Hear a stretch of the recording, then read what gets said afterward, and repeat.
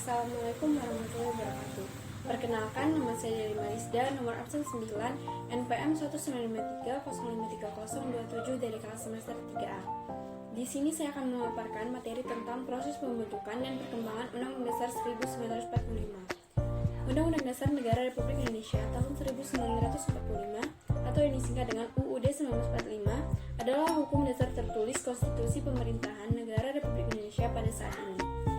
Selanjutnya, naskah Undang-Undang Dasar 1945. Sebelum dilakukan amandemen, Undang-Undang Dasar 1945 terdiri atas pembukaan batang tubuh yang berisi 16 bab, 37 pasal, 65 ayat. 16 ayat berasal dari 16 pasal yang hanya terdiri dari 1 ayat, dan 49 ayat berasal dari 21 pasal yang terdiri dari 2 ayat atau lebih. 4 pasal aturan peralihan dan 2 ayat aturan tambahan, serta penjelasan.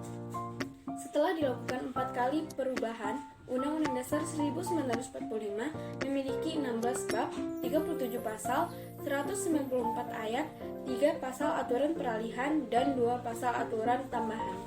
Dalam risalah sidang tahunan MPR tahun 2002, diterbitkan Undang-Undang Dasar Negara Republik Indonesia tahun 1945 dalam suatu naskah sebagai naskah pembantuan dan kompilasi tanpa ada opini.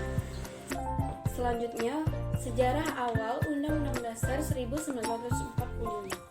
Sejarah awal Undang-Undang Dasar 1945 disahkan sebagai Undang-Undang Dasar Negara oleh PPKI pada tanggal 18 Agustus 1945. Sejak tanggal 27 Desember 1949, di Indonesia berlaku konstitusi RIS, dan sejak 17 Agustus 1950, di Indonesia berlaku UUDS 1950.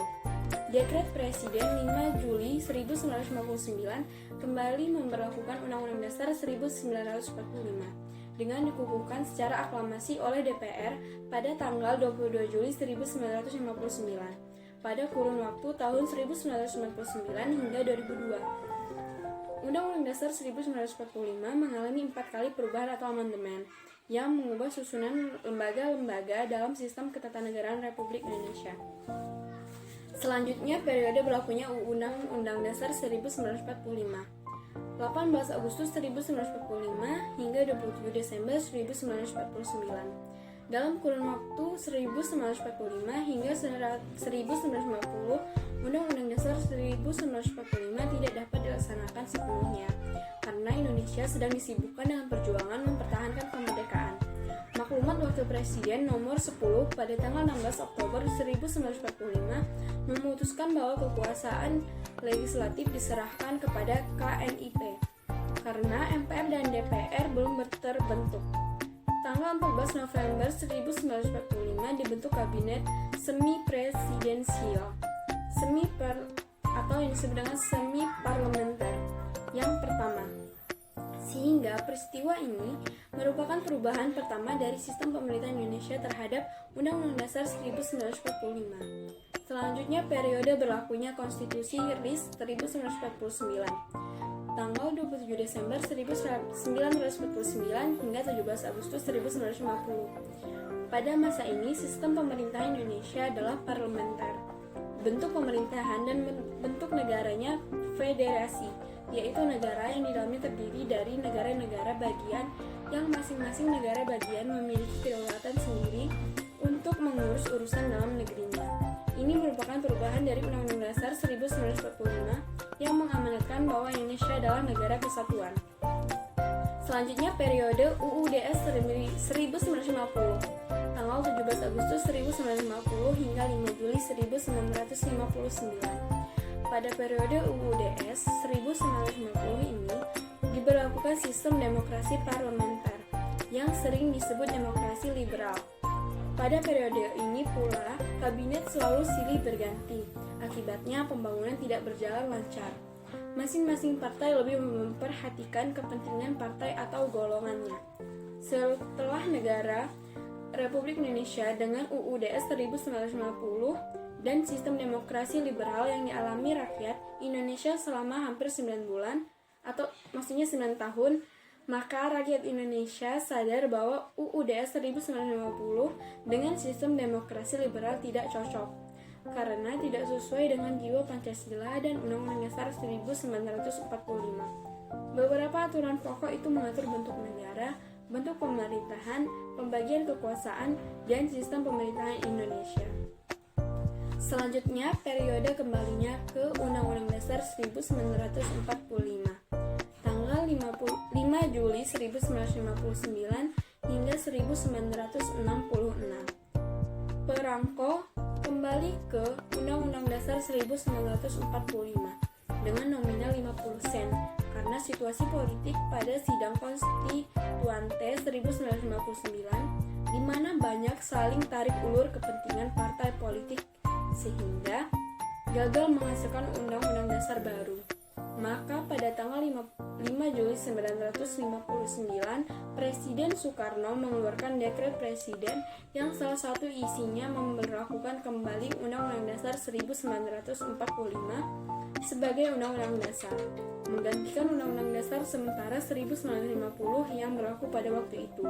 Pada masa ini terdapat berbagai penyimpangan Undang-Undang Dasar 1945, di antaranya yang pertama, Presiden mengangkat Ketua dan Wakil Ketua MPR atau DPR dan MA serta Wakil Ketua DPA menjadi Menteri Negara. Yang kedua, MPRS menetapkan Soekarno sebagai Presiden seumur hidup. Selanjutnya, periode UUD 1945 masa Orde Baru. Pada tanggal 11 Maret 1966 hingga 21 Mei 1998. Pada masa Orde Baru tahun 1966 hingga 1998, pemerintah menyatakan akan menjalankan Undang-Undang Dasar 1945 dan Pancasila secara murni dan konsekuen. Pada masa Orde Baru 1945 juga menjadi konstitusi yang sangat sakral, di antaranya melalui sejumlah peraturan. Yang pertama, ketetapan MPR nomor 1/MPR/1983 yang menyatakan bahwa MPR berketetapan untuk mempertahankan Undang-Undang Dasar 1945, tidak berkehendak akan melakukan perubahan terhadapnya. Dan yang kedua, ketetapan MPR nomor 4/MPR/1983 tentang referendum yang antara lain menyatakan bahwa bila MPR berkehendak mengubah Undang-Undang Dasar 1945, terlebih dahulu harus minta pendapat rakyat melalui referendum. Dan yang terakhir, Undang-Undang Nomor 5 Tahun 1985 tentang referendum yang merupakan pelaksanaan ketetapan MPR Nomor 4/MPR/1983.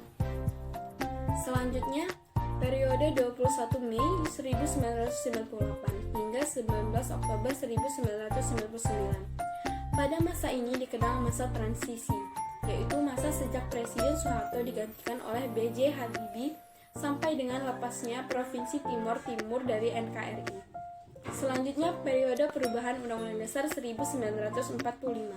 Salah satu tuntutan reformasi 1998 adalah dilakukannya perubahan atau amandemen terhadap UUD 1945.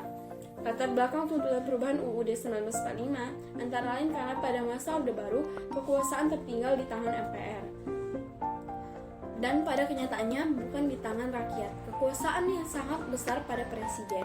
Adanya pasal-pasal yang terlalu luas sehingga dapat menimbulkan multitafsir, serta kenyataan rumusan Undang-Undang Dasar 1945 tentang semua penyelenggaraan negara yang belum cukup didukung ketentuan konstitusi.